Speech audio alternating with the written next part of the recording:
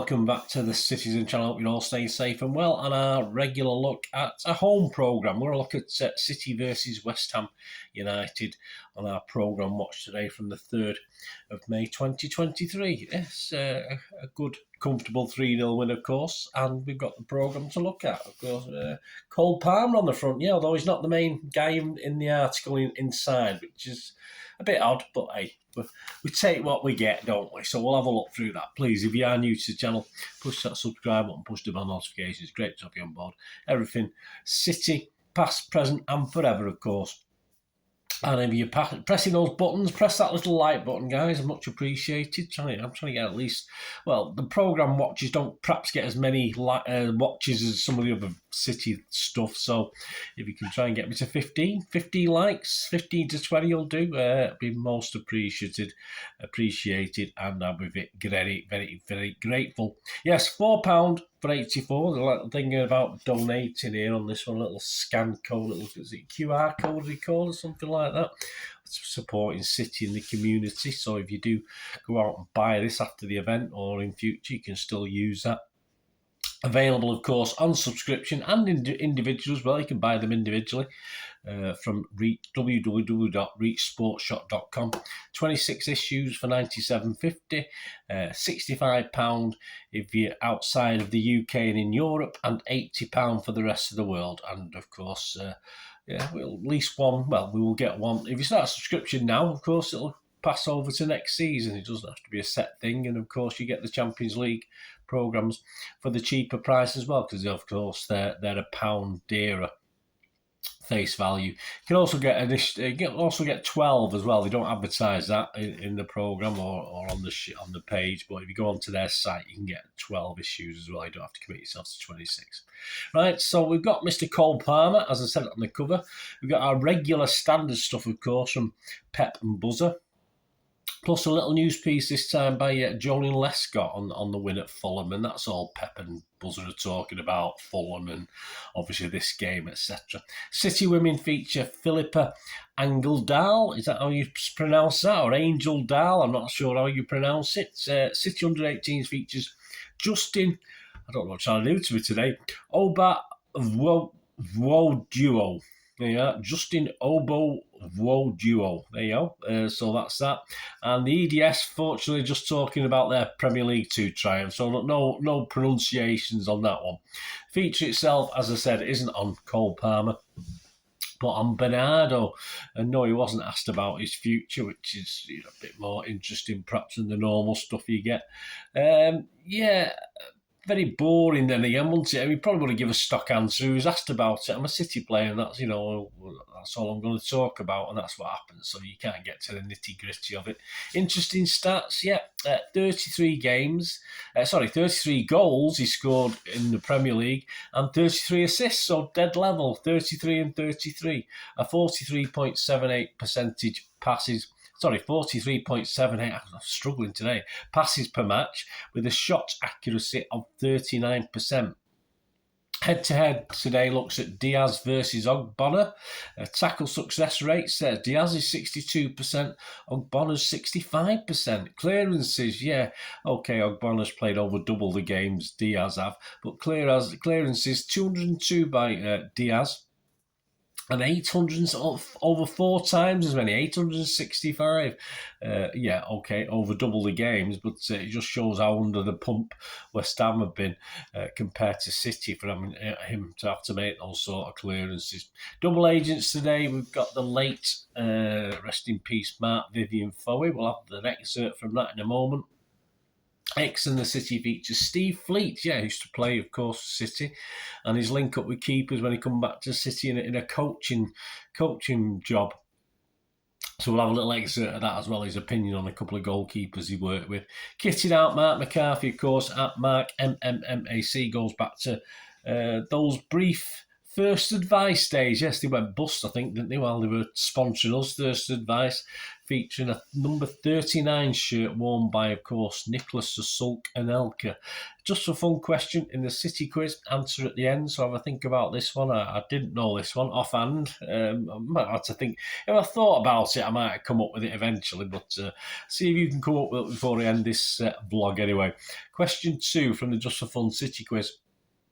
Which former City striker was West Ham's top scorer 3 out of 4 seasons in the early 90s? So which former City striker was West Ham's top scorer 3 out of 4 seasons in the early 90s? City Reflections, Gary James looks back at City's successful 2010s decade and so far in the 2020s, of course, and compares this to other teams and other periods of teams' dominance going back to the 60s, 70s, 80s, etc.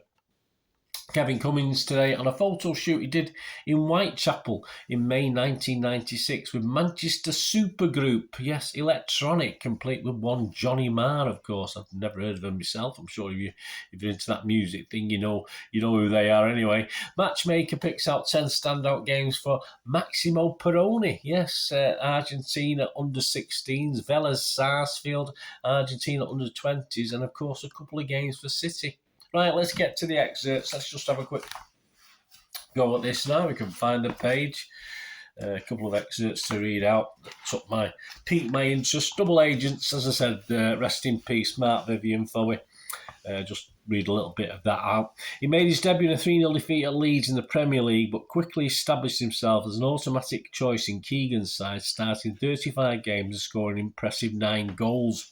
In a 3-0 home win over Sunderland in April, he scored twice, including the third goal after 80 minutes. City still had 2 home games remaining at their old Main Road Stadium to West Ham and Sunderland before the summer move to the Etihad, but would lose them both 1-0. That meant Foe would be the last City player ever to score a goal at Main Road.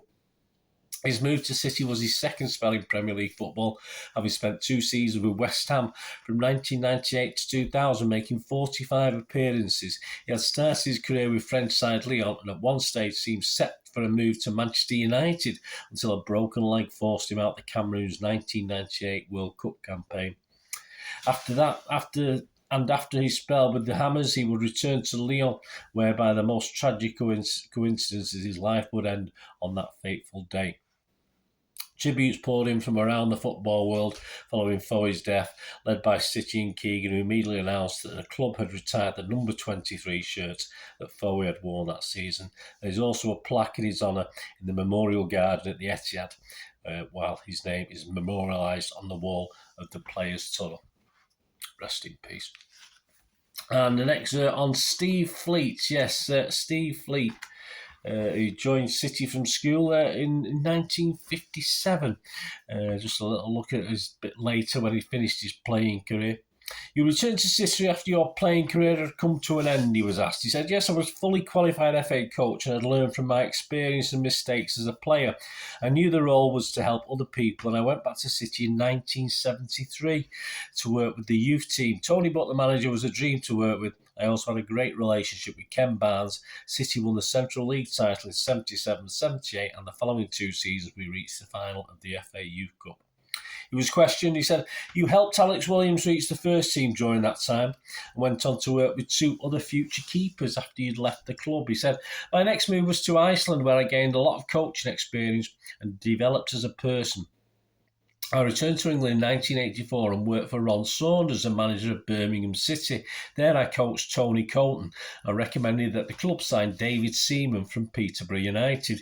He was podgy back then, and when he signed for City many years later, he joked that I nearly killed him because of my strict training regime. However, it knocked him into shape and ultimately led to a glittering England career. And they asked him, how do you assess Ederson's role in the current team? Steve Fleet said, he's a very good goalkeeper. His distribution is beyond compare. He has been a wonderful asset to the team. Pep Guardiola has revolutionised not just City but football in general. Everybody plays out from the keeper now. Distribution is of interest to me because I used to throw the ball whenever I could. I used to practice throwing with Bert Troutman. We used to throw the ball to each other, and I thought it was a big asset. I used to play centre-half when I was younger, so I would have really enjoyed playing in this team. Just a little bit from Steve Fleet. Yeah, Frank. I've just been looking at Frank Swift. I've done a couple of vlogs on Frank Swift in the past, and of course he was one of the very first goalkeepers to make throwing out like an attacking option and getting stuff into, that he preferred to throw perhaps rather than kick long, which was a standard thing for most goalkeepers. Well, there you go, guys. That's a couple of excerpts from this West Ham programme. And just a fun question. Did you figure this one out? Yes. Question 2.